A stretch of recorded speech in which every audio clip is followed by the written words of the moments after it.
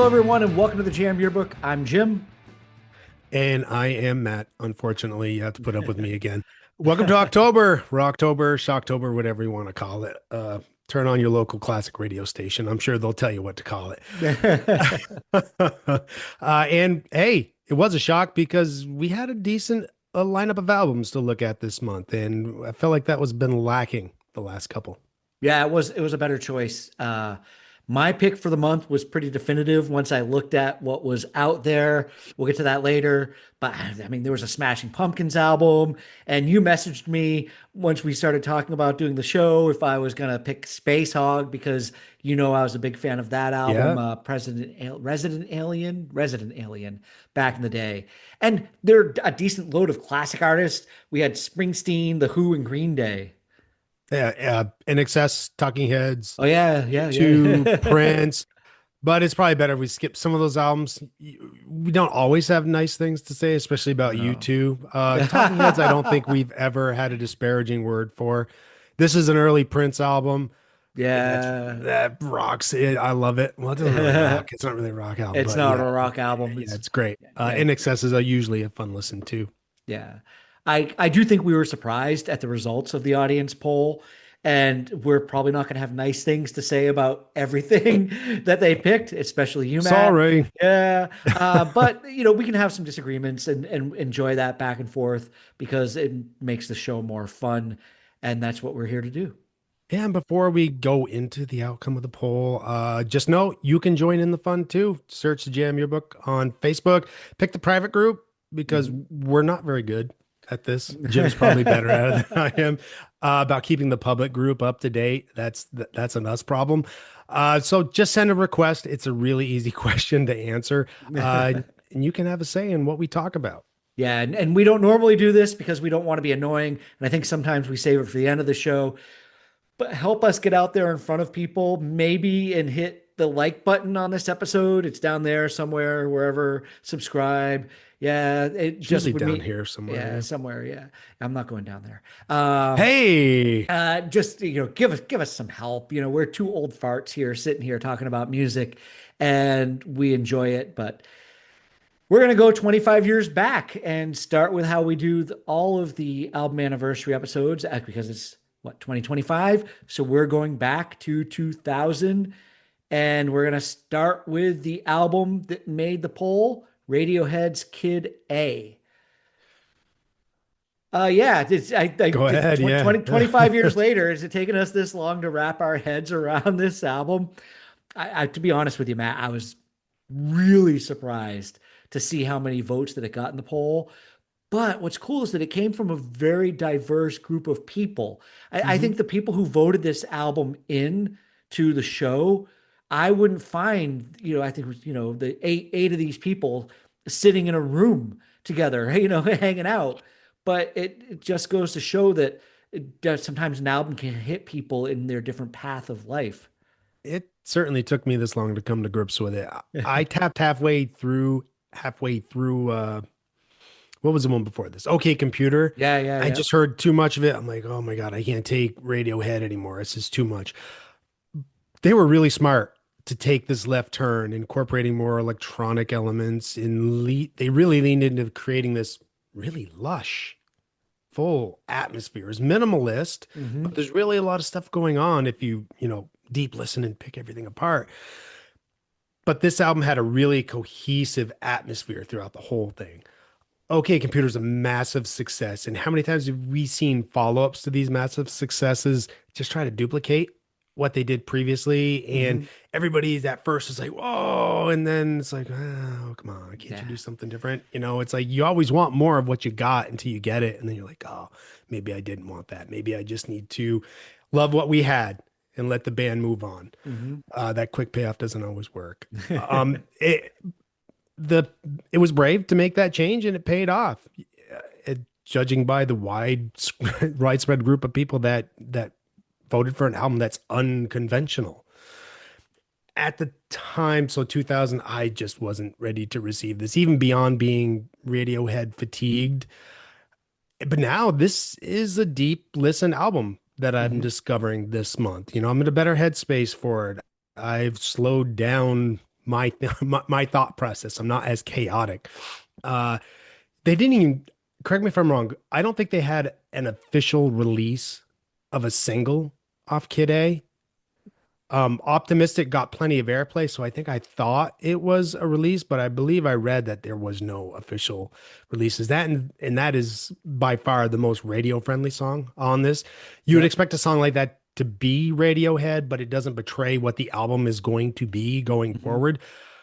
I got my issues with the singing, but it does hold the album together. The lyrics are very minimal, abstract, maybe more nonsense. It kind of seemed like he was singing a bunch of gobbledygook just No, as, you're as yeah, long as yeah, long yeah. as it kind of rhymed, and the way Mhm. his voice was kind of lilting, it just kind of, everything rhymed when you're just I going, "Ah," not very there's melodies there, but they're not very catchy. It's not really poppy and catchy. So most of these songs that yeah. you're not going to be singing along to them. No, no. I've had some criticism of Radiohead from this point forward because I'm a big fan of the album The Bends, Mm, and OK Computer was still a really good album for me. I enjoyed it, and I think you're absolutely right that it's good that they took this left turn. My issue with the vocals on it is that you're right that he doesn't actually use lyric as much as he just uses his voice. And I mhm. remember reading interviews back in the day It's an instrument, Jim. where, yeah, my voice is an instrument. And I'd just be like, yeah, every other singer in a band, the voice is the instrument, but they write lyrics. Yep. And, you could do that too. But Yep. I think that this is an album that respectfully they served themselves with, and they didn't put an album Mhm. that was fan service out, Yeah. and people did connect with it in different ways. And yeah, like you said, what was the song that you optimistic Optimistic. off the radio? Everything in its place. That song I seem to know more because that song seems to now be the choice of Radiohead songs to show up on a soundtrack of a Oh, TV okay. show or something out there. I've seen it in a few different spots. The uh when I went and saw Radiohead in 2018, I went to a festival in 2018 strictly to see Radiohead, even though I'm not a huge fan. I just wanted, my tick box of I've seen this band, that band. Hmm. I wanted to be able to see Radiohead. And they only played a couple of songs off this album there. But, going forward from this album, they never stepped back into the OK Computer, Ben's kind of days. You don't hear about any nostalgia of the 90s for Radiohead. They've always just kind of path or carved their own path as they've moved ahead. Yeah, they And move forward. the concert was amazing. It was great. It was really, really, really good. But it was also one of the things I found really interesting about it was one of those in the moment things where they're one of those bands, and I think that's what this album does. And you talk about being minimal, they're intimate with you as a listener. Yes. And even though I was at a festival, I could still feel that in the audience of 30 to 50,000 people all watching them on the main stage headlining that night. Hmm. And I went back and tried to watch it on, YouTube or some channel because, oh, here's that concert. I wanted to watch it over again. And I'm watching it from home and I'm like, this isn't good. The music wasn't as good. It didn't feel the same. There's just something that they were able to do to capture a moment. And I'm sure people who go and see them live will see this. And obviously super fans will probably think I'm stupid for not thinking they sounded not as good watching them from home. Yeah. But they have this ability to captivate people. Yeah. And I I mean, think that you better with music like that. oh, definitely. But and I think that's why we have that diverse audience from the poll who liked it because, it's at the right time. Like I said, they captivated these people, Yeah. and that music was there for them. So, Yep. I'm a huge fan of this album now. And if we didn't have to listen to it for the show, I probably went the yeah, rest of my life hating on it for never really listening to it and just being kind of Radiohead tired. yeah. So, Matt says that about 3 or 4 times a show. yep. Sometimes I never Yep. listen to this album, but thanks to the show. Yeah. And it's true. Sometimes I'm a Yeah. little bit stubborn. Happens to me too. Happens to me too. Yep. All right. Speaking Uh, of stubbornness, yeah. We're gonna go to the next album, leave Radiohead in the dust. yeah, yeah. Okay, Jim, tell us how much of a stan you are for Fred Durst and Limp Bizkit and the chocolate starfish and the hot dog flavored water. Oh yeah, Matt. Keep on rolling. Oh, Jesus. I wish I could have muted you on that. Oh my God. Yeah, you control me. I know I've done that I've done the rolling, but come on. What? It's more in jest. And that jest is just because it's absolutely Come ridiculous. on, the song has a dance. A move in, a move out, hands up to hands down, back up, back up. Yeah, I just don't dig on party music, I guess. This album was, yeah, that's what it was. It was part of the soundtrack of my life in that time that it came out. I was working as a bartender at the steakhouse in Rutland, Vermont. Uh Obviously, popular music is what you're going to hear in that environment. I was going back to college at the time, and the album was everywhere. Admittedly, I was 28 years old, so I was a little bit more like Frank the Tank, showing up. If We're anybody, streaking. hey Please everybody. tell me you didn't. No, I didn't. Okay. But I might have funneled a few beers during those days beyond when I should have been doing that anymore. Living But my yeah, life. singing along to dumb, immature lyrics with a Mm. bunch of friends on a Saturday night, there was something to it that I enjoyed. Unfortunately, it was everywhere for me. We're gonna hear And Matt's side. yeah, I hope Limp Bizkit doesn't, the fans, right? Don't take this personally. Everybody listens to some kind of shit music. I listen to plenty of shit music. Okay.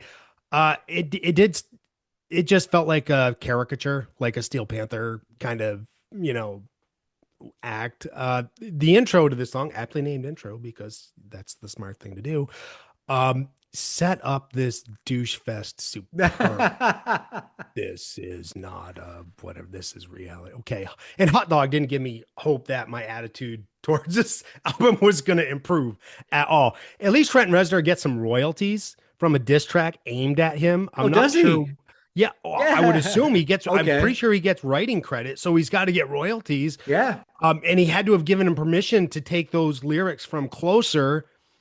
So I guess I don't fully understand the scenario. Trent obviously pissed him off somehow, but I just don't need 75 minutes of this of F this, F you, kiss my ass, suck my D. It's hard to take this kind of attitude from someone who, when he uses his upper register, sounds like Peter Brady. And for anybody younger listening, What do you there's an want to episode do of the Brady, now? but exactly where they go into the studio and they're saying, and Peter Brady's voice is cracking. Some people have had a life where that energy speaks to them. I haven't, so maybe that's why I don't connect. I mean, we all have moments in our life where we're down and everything sucks, blah blah blah.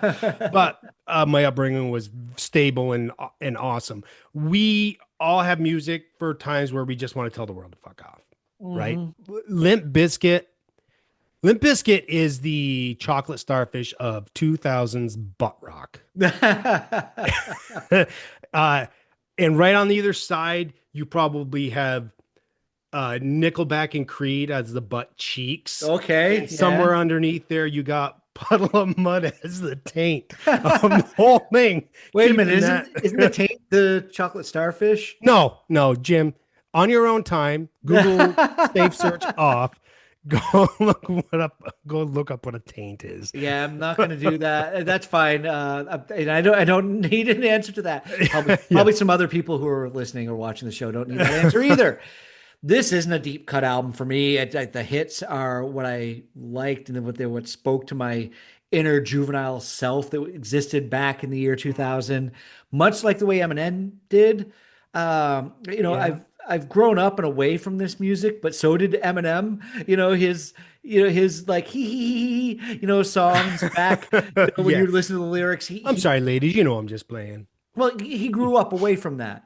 But I couldn't imagine Limp Bizkit continuing to put out these albums as they were getting older and the audience that was listening to them getting married, having kids, moving on. This is frat rock. It was frat rock at that time. Well, a lot of that in 2000s butt rock was frat rock, It was frat rock. right? Yeah, yeah, It was dude mall rats, complete with Hot Topic shirts and yeah. wallet chains, I think if it right? helps explain the album a little bit better, it was also very tied in to WWE. So you Don't had care. rock and roll and fake wrestling. Come on, the Undertaker used to come out to Rollin when he was the American Badass on his motorbike. It was the Undertaker was an icon of WWE, and Yeah, most people know who I he is if you understand see that. that image of him. And then I remember a pay-per-view that came out where like My Way off this album was the big theme song for it leading up. Uh, I Mm. I still like that song. Is this the album that has the cover of Behind Blue Eyes on it? Did I miss that? Oh, you know what, Jim? You're making me go to the Wikipedia machine because now I have to figure it out. Yeah, I'm like, and I listened to this and now I'm like, did I hear that this week? Did I I don't miss it? Did I remember tune it hearing out? it. Yeah. Or did No, that? because wasn't that from a movie or something with Halle Berry? Because I thought I remember Mm, seeing the music video for that, and Halle Berry yeah, I think you're was in right. it. You know, Yeah. I'm not going to bore people looking up a No, stat for no. There's no Limp reason Bizkit. for it because I didn't like that That's too either. much I effort. didn't And I like know that we either. and I know I still dig Wes Borland's creativity. Mhm. Uh, but I don't know if I'm more impressed with that because Fred Durst sets the bar so Well, I low. like that you say that because I was gonna ask you this. I was gonna put it in the notes if you still, how creative Wes Borland was. I took it out. I typed it up actually and had it in the notes and then pulled it away because I didn't know if it Oh, was something trick we would talk question. about. Oh, I thought But you were going to you, get me. well, you went there first. But I think the thing is that I was going to ask was, with his creativity, whatever what was going on, was he still just within his weird wheelhouse because of the oddity of him and how he looks? Would we expect Wes Borland to be anybody else in another band? Didn't Or he have a solo album out recently that we checked out and it was different than Limp Bizkit? I could be thinking of John yeah, Frusciante, it might have maybe. been I don't know. no, Maybe I'm getting things flipped no. around in my I head. do think you're right, but I think it was a while back, and But even if it was different, it wasn't memorable. you know what? It feels like a lot of what he does. I mean, and I have to maybe separate like the appearance, the costumes, and the makeup that he puts on that are they are really cool. He puts a lot of work Yeah, and there's effort and showmanship going thought on. Yeah. into that. But it feels like if he's not doing some kind of chunky, degent, stylish kind of chording, Mhm. it's some arpeggio kind of Yeah, playing like behind little, some yep, scratch yeah, and some yep, yep, yep, yep. it's so they do have their wheelhouse that they stick to, They do, they do. All right? right, For better or worse. enough of Limp Bizkit for you. Yeah, there can always be enough Limp Bizkit. Yeah. Let's move on to something probably like I consider genius, and that's Outkast and their album Stankonia. This is where they blossom. The album's really, really, really good. Like a lot of musicians, there is one more album coming after this, which was the big hit maker. But some songs off this were good. But I think after that, the genius kind of rides off into the sunset. So is it? I got a question for you, Jim. Is it Stankonia or is it Stankonia? Like Jim, you got some stank on you. It's stank. Did I say Stankonia? I don't know what it is. I'm just It's trying to stank. It is make you stank. giggle. Yeah, it Yeah, it's is. Yeah. Stankonia or is it Stankonia, Jim? No, it's Stankonia. It's like Oh, so Pandemonia, it's but like a it's country. Stankonia. So Yeah, it's their own exactly. territory. Yeah. So it is rap albums like this that make or help me embrace that rappers are musicians, right? I Hmm. think uh, pejoratively rapper can be used as like a label of hey, just a rapper, but there is a lot of creativity and especially something like this that gets put out there. So yeah, Limp Bizkit, you're gone. No more tricks. We're on to the treats. I knew the hits going into this one. And this was the first time going through the whole album. Again, rap albums, skits. I don't need them. You can stop interludes, whatever you want to call them. Interlude doesn't make it sound any fancier. It's still a skit. Just get away from it. You're not Adam Sandler. It's lipstick on a pig. Sorry, Limp Bizkit hangover. I view out rap albums a lot differently in that I don't need a simple like Radiohead. We're talking about a vibe that carries throughout an album. Don't necessarily need it on a rap album Okay. because it's going to be too much like a metronome in my head. That's what works for me.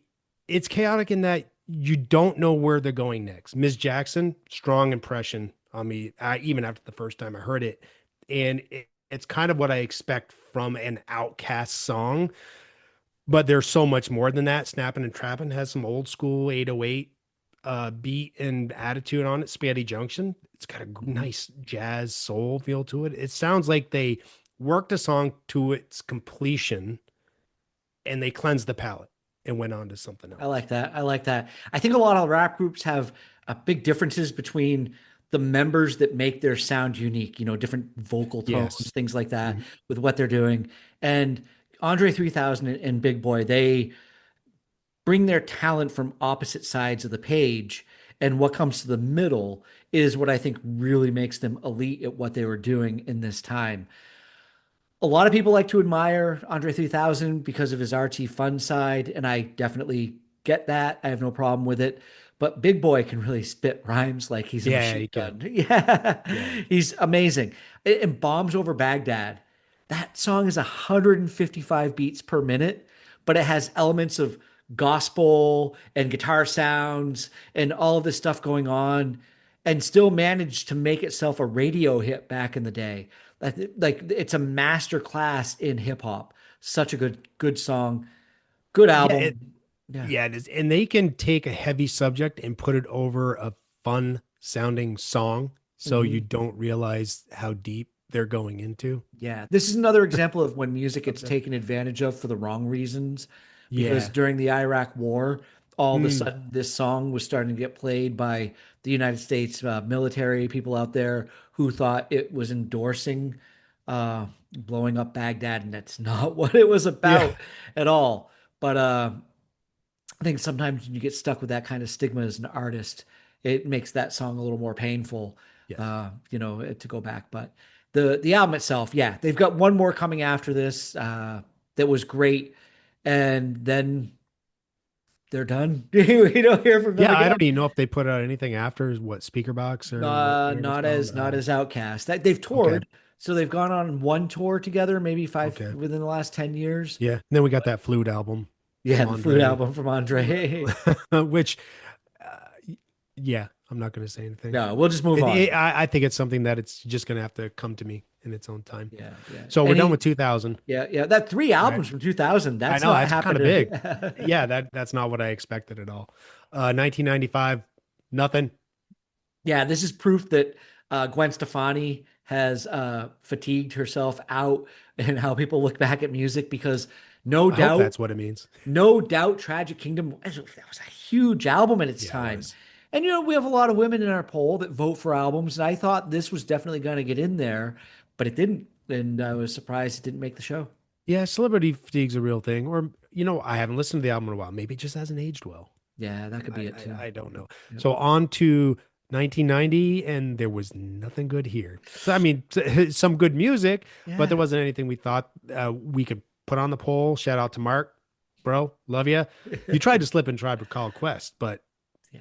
that There's was the next year. 1991. Yeah, there's the next year. There's a You- lot in October yeah, 1991. We got stuff. yeah. There's oh Yeah, man, yeah, yeah. yeah, That's gonna be a huge year. yeah. That's Yeah, different. next year, right? Yeah, yeah, Oh yeah, god dang. yeah. And there was the Led Zeppelin box set that came out. So this is one of the Oh, first that was big box. 91 That was or 90, no 90. 90. That was the first big box set collection.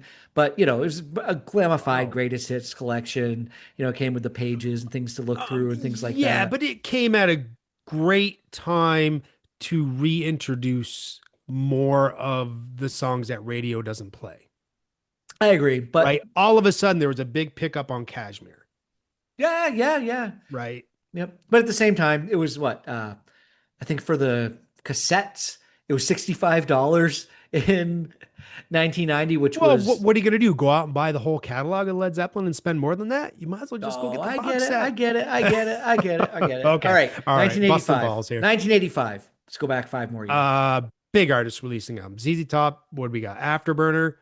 It's really not. Yeah, It's really. I mean, it's got some good songs. Not it's really. fun. It's Sleeping yeah. bag. It's not. It's not classic ZZ Top. That's for sure. In No. excess. Uh, the Cult released Love, which Yeah. continues to. That thing walks a tightrope between being underrated and being lauded.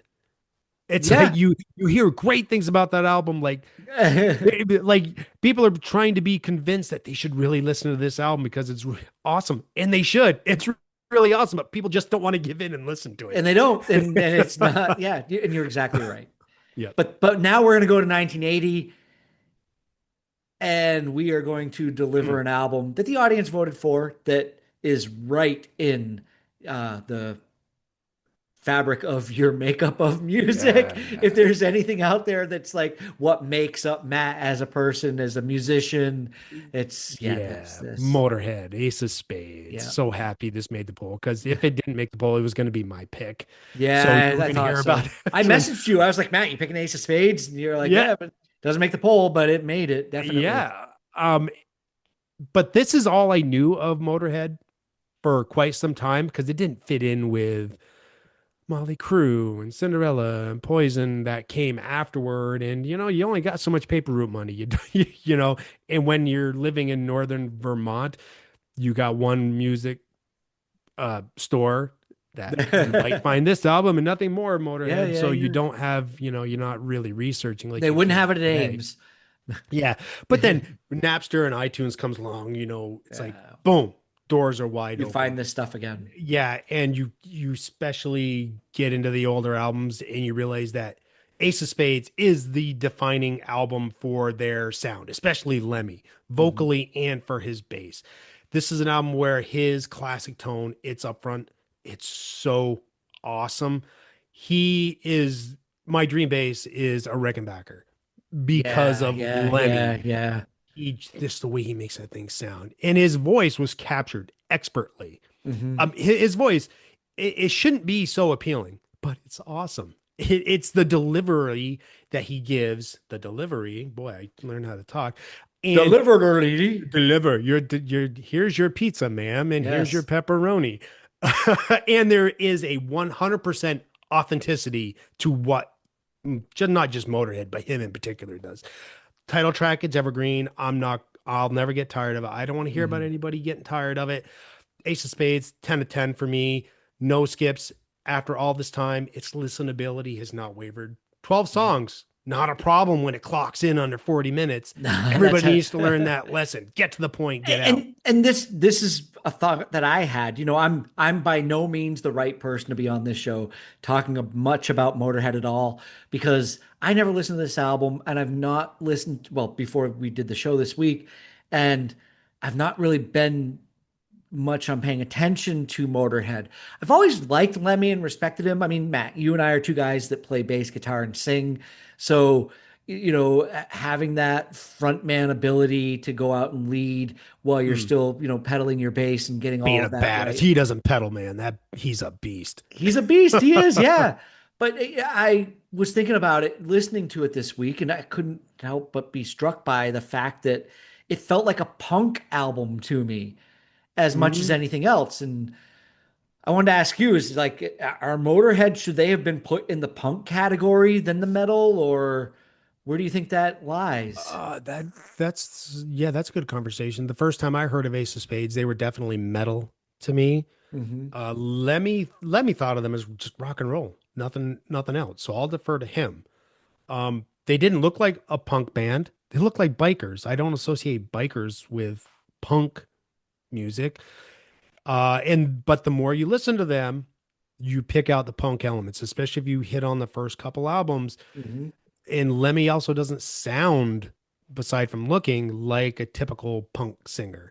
And the iconography never made me think of punk either. Snaggletooth, it looks like it was designed with bikers in mind. Like you'd see a biker patch, Okay. right? Yeah, yeah, yeah. Not Yep, yep. not punks. The aesthetic is definitely metal, and that might, and I can see where that iconography would maybe set people off. It's like, some people don't listen to Iron Maiden because of the Yeti covers. But Hmm. if you just give it a chance, you're gonna have your friggin' mind blown.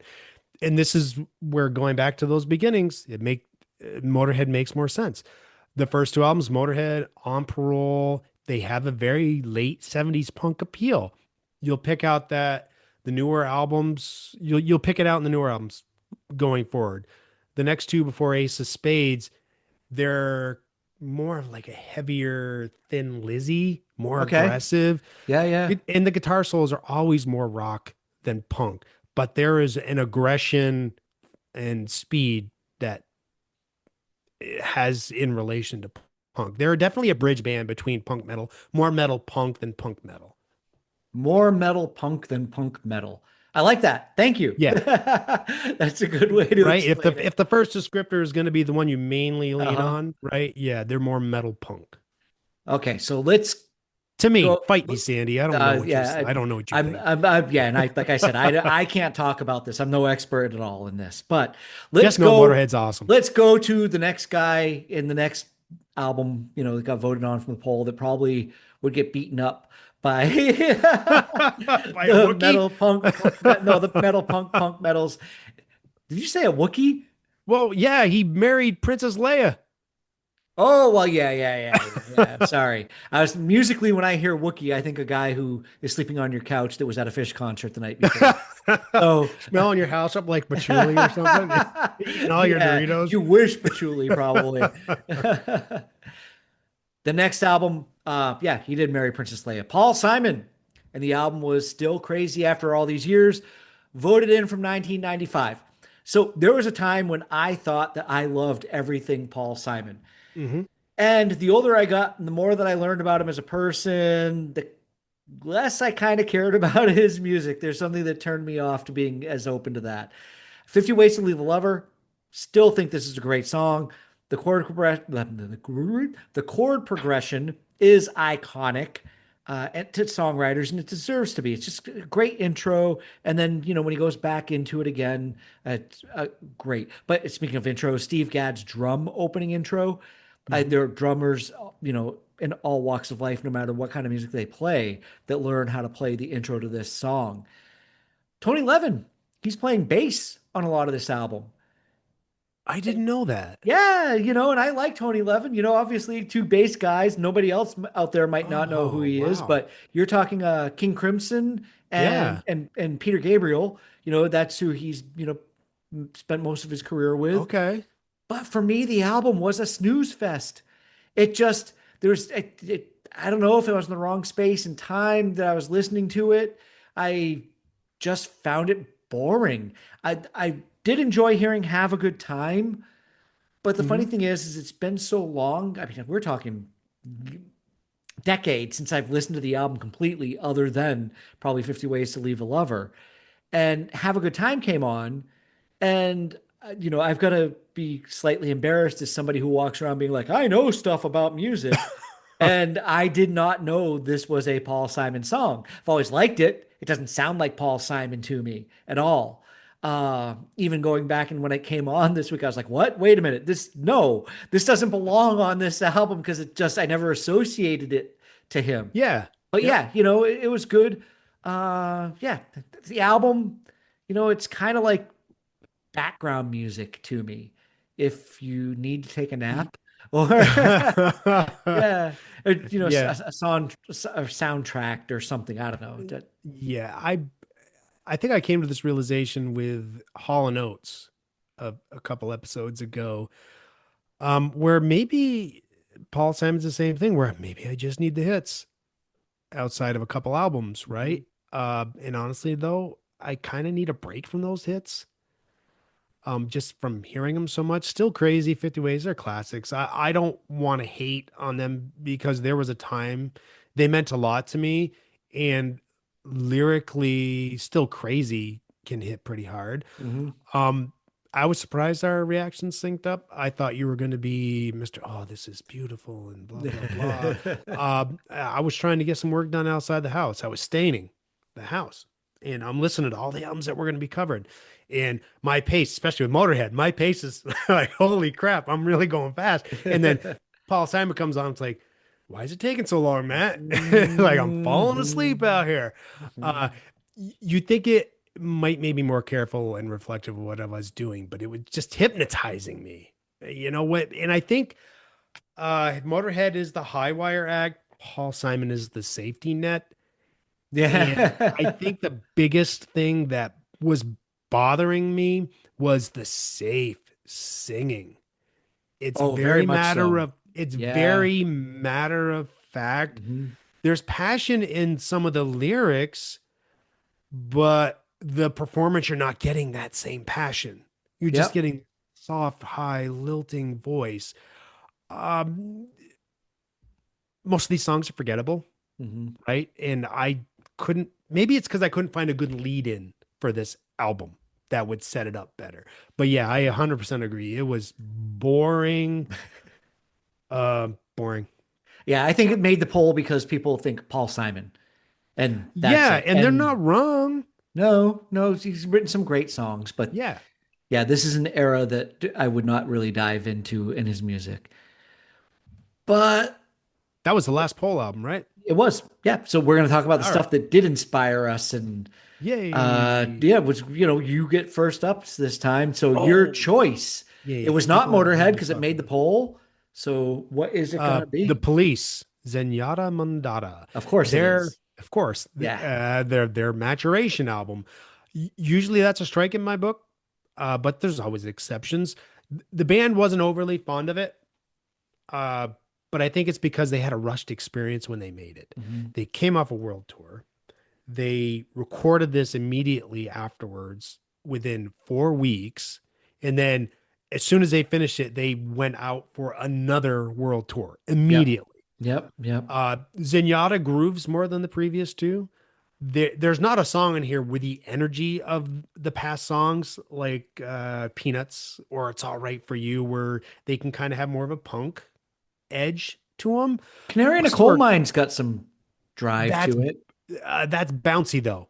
Okay. That's Gotcha. a Gotcha. Yeah. really Yeah. bouncy Yeah. song, and Yep. Yep. Yep. I truly love that song. It's one of Hmm. my favorite Police songs because it's Yeah. bouncy and it's fun. But Stuart Copeland really drives this album for me. Sting's writings matured. You can hear it, but between the previous two and this one, and it brought out the best in the band. Don't stand so close to me. Da do do do da da da. As Yep. often as Yep. I heard them, still love them. Won't get tired. You Yep. mentioned Yep. Canary in the Yep. Coal Mine. Voices Inside My Head. Really good song. I Yeah. love it when they do these little jams and Hmm. the lyrics are meaningless. Uh, they're just as good in my book. I love that bounce and the way Sting and Stewart play together on Voices Inside My Head. Really tight groove. Yeah. It's It tight. gets a little uneven on the back end of the album, especially if you're listening to cassette or vinyl. Side two starts strong with the do do do da da da, Hmm. and then it gets to the instrumental Behind My Camel, and then at the end, The Other Way of Stopping. That's they Behind My Camel really starts to derail it, Hmm. even though Camel won a Grammy for rock instrumental, but it kind of derails the album. I read that Sting refused to play on this song because he did not like it. Uh, Andy Summers wrote Yeah, it. it was all Andy Summers. Yeah, Andy Yeah, Summers, he plays bass on it. Yeah. yeah, because Sting wouldn't play. I read a story. I don't know the truth of it. That Sting found a copy of the tape in the studio and buried it out in his garden. That's And funny. something about the title Behind My Camel. Yeah, what's behind my camel? A load of shit, right? Yeah, and if you take those two instrumentals off it, because let's face it, I'm not going to, talk more shit on them, but instrumentals can be seen as we need some album filler, and that's what we're going to put on. But if you Yep. take those two off, you still got an album that's over a half hour long. Resequence some of the songs. Don't put Shadows in the Rain at the end. Maybe put it somewhere on song four of side one, and Slip Man in a Suitcase somewhere else. And because those sound like classic Police songs, and you gotta, I still love the album, but I think would make it stronger. You know, Yeah. I, Yep. but I'm used to how the album is, and I love the way it is. But someone going in as a new listener, especially my hit Behind My Camel, and go, oh, this really doesn't set up Man in a Suitcase very well, which is a good song. Yeah. So, if you drop those two resequence, I think you got a really great album here. So it's got speed bumps. Yeah, Yeah. yeah, a lot That's of albums fine. do, They do. They right? do. Yeah. But I don't let them discount the high points on the album, No. right? And you can't do that with an album that you No, love. Yeah. nope. All right. So my choice, my turn. Yours, go for it. Well, I said at the beginning of the show, it was a very obvious choice for me. If you know me, you would understand why. If you don't know me, you might question this with every other choice that was out there, but I'll make my best case for it. It is the album Dire Straits Making Movies. Like, I could probably spend half the show talking just about this album. You I could did before probably we started recording. Yeah, I did. Very easy. Both musically and what it means a lot to me personally. I'll pass over Romeo and Juliet. Many people know this song. If you don't think you know this song, the minute you hear it when it comes on, you'll be like, yeah, I know this song. And I think everybody likes it. It's undeniably one of the best broken-hearted love songs ever to be recorded. And it's an eternal part of the musical landscape in this world and is going to come up on a film or TV show soundtrack or something for many years to come. Musically, Tunnel of Love is one of my favorite songs of all time. Mark Knopfler's at his storytelling best in this. There are great dynamics that go back and forth between the verses. There's a amazing drum breakdown in the song. And in that drum breakdown, there's a passing back and forth between the snare drum and the guitar licks that's happening. It sounds like jamming, but it's not. It's written, it's intentional, it's recorded, and it's great. People who experience brief moments of death always talk about seeing a light at the end of the tunnel, but they always say it's a tunnel. And I always used to say that when I die or when I'm crossing over, I would love for the end of this song, the guitar solo into the piano outro to be playing during that moment in life. I've been telling people this for 30 years or more. And this week was when I realized that it's Tunnel of Love. And I've had this desire my whole life. And now I realize that, wait a minute, that's what I want to have in my or whatever it is that's surrounding me as Your I'm end traveling credit through. scene to And my your end credit life. scene is to guide me through the tunnel of love. Love Yeah. that song. It's just one of my favorite songs of all time. So yeah, I know it's deep. That no, that's hey, Yeah. we have those moments with music, Yeah. guys. Well, Skate Away on the album isn't quite as deep, but I love the imagery and the lyrics and the picture that Mark Knopfler's painting. He's like Bob Ross up there, like happy little trees. He's just painting these songs with lyrics. And we've all done it. Music playing. We're riding a bike, we're running, we're mowing the lawn, we're staining our house outside. Yeah. Yeah. And, it's taking a shower. I mean, how many times during a shower, you're listening to music or something's going on. And suddenly the lyrics of the song become a porthole in our imagination that we Yeah. climb through, and we're imagining ourselves living out the moment of the song. Yeah. Or something finally clicks with you and you get you get the meaning. Yeah. Yeah, and this is what happens. This is what Mark Knopfler's saying happens to us in the song. It's the roller girl in it, and she's in the song "Skate Away," and this is what she's experiencing. She's making movies on Mhm. location. The music makes her want to be the story, and the story is whatever was the song, what it was. There's the lyrics. Yeah. It's so cool because you can just imagine what it's like as she's on those roller skates going, and the music makes you want to be the story, and the story was whatever was the song, what it was. Roller girl, keep moving. It's just, I don't know, there's just something about it that I think is so unique to songwriting because it's not a love song, it's not an angry song, it's not a protest song, it's life. And that's what Yes. Mark Knopfler was so good at writing about. And this is a simple thing that everybody else has gone through. No deep emotion, nothing to dig through that's going to challenge you so much as to think, oh, yeah, I can relate to this because I listen to music sometimes and I imagine myself, in that scenario Hmm. or something in that song. Love it. The rest of the album, I'll admit, is good. Not as good as maybe those first three tracks, but it's still worthy of listening. And I've told you before, this is a desert island album for me. I think Hmm. if I was stuck on a desert island, I would find a way to embrace the rest of the album just as much as those three. I think I just get kind of hooked on those when I Yeah. listen to it, and And you hit repeat, right? yeah, you just kind of Yeah. want to go back, or you get enough of it. You just feel fulfilled in that Yeah. time. Yep. And if it wasn't for you, I would never have given this album the time of the day. I really had written this album off. I think when I Dire Straits really wasn't on my radar when this album first came out, but after they were, I, I was on to other things, and this kind of mood and sound wasn't fitting me. Wasn't your But thing. Understood. yep, and sometimes it takes hearing somebody else's connection with an album to open it up for you and to give it a listen with new ears. And it Yeah. did. You know, it gave me a roadmap of what to listen for. And for the longest time, just like Kid A, right? Now I'm open to it. And I really do like that. Lots of times I'm just not patient enough. Or sometimes I feel like I'm not smart enough to get the album. Like if it doesn't click with me, it's like, oh, I'm not getting it. I'm just not smart enough for it. But yeah, this is a great album for me now. I like it. Yeah, I appreciate the fact that you can explain why something's good for you.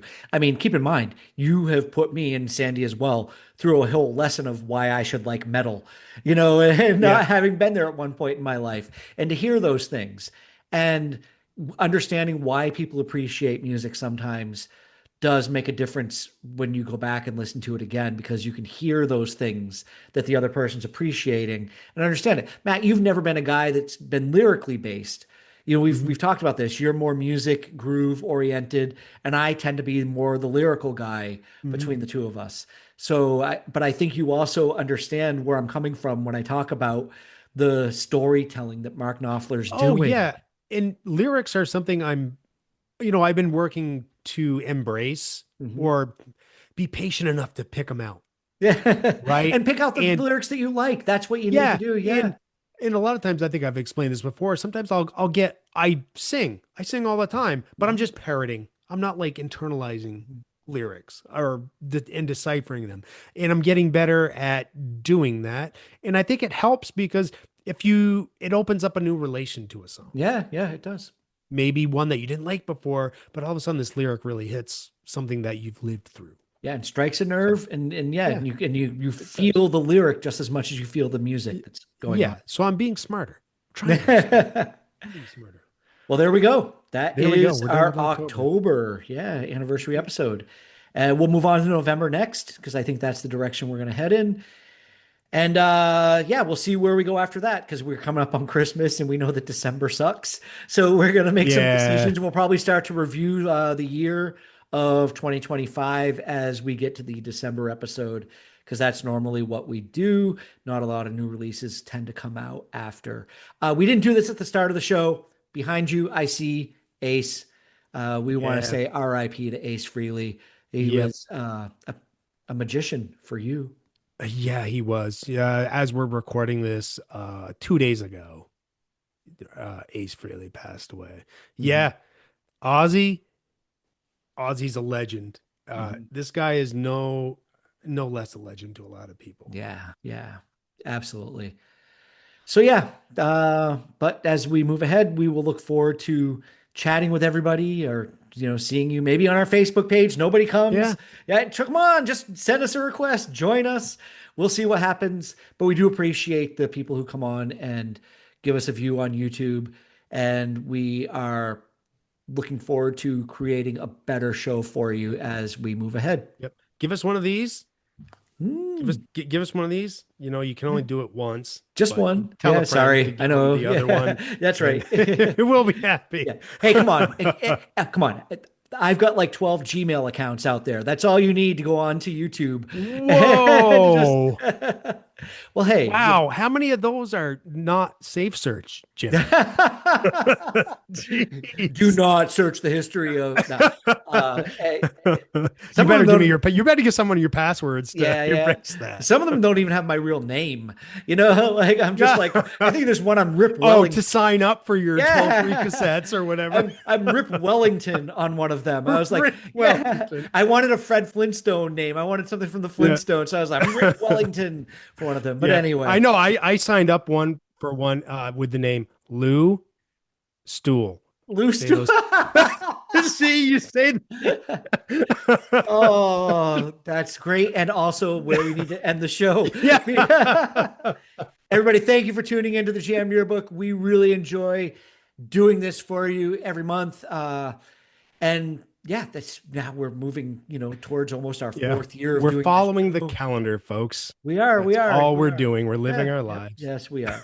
And we look forward to seeing you the next time around. And we hope that you continue to support us on the Facebook page, vote for albums, watch our show, share it with a friend, and give us that thumbs up like. We really appreciate it. Matt, goodbye. Goodbye, Jim. Goodbye, everyone. Thanks for listening. Thanks for spending your time with us. We really do appreciate it. Peace, love, and podcast.